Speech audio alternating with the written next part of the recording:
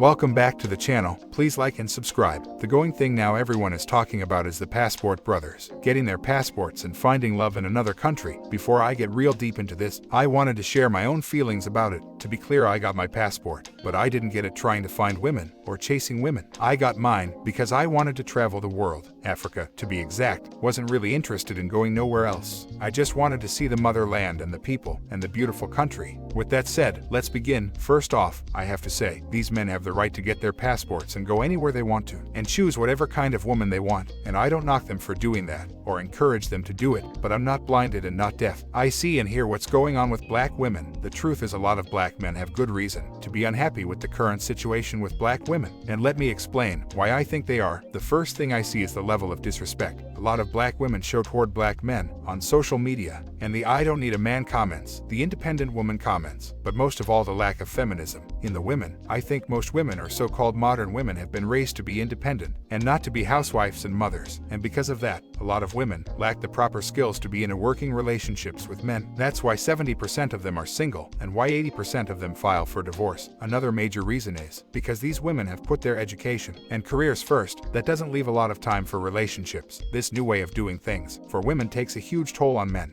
because it is not natural. Men are used to being the providers and breadwinners, and women have been homemakers for the most part. The roles have changed. Most men want a submissive woman, wife and mother. They're not used to women making more money than them, or them coming in with real high expectations. The men have to make a certain amount of money, or have a certain look, just too much, and they're really not bringing a lot to the table a man wants. Most have messed off their prime years, or have kids, and are just hard to communicate with. With all that said, a lot of black men have just gave up on black women in America and are looking overseas for that love of their life. Most black men getting their passports don't want to deal with the nonsense. The sad part is the black women don't seem to have a clue of what they're not doing right, and to be honest, most don't even seem to care. They rather just say things like, "I can do bad by myself. I don't mind being single," and it just goes on, and it just seems that women from other countries just get it.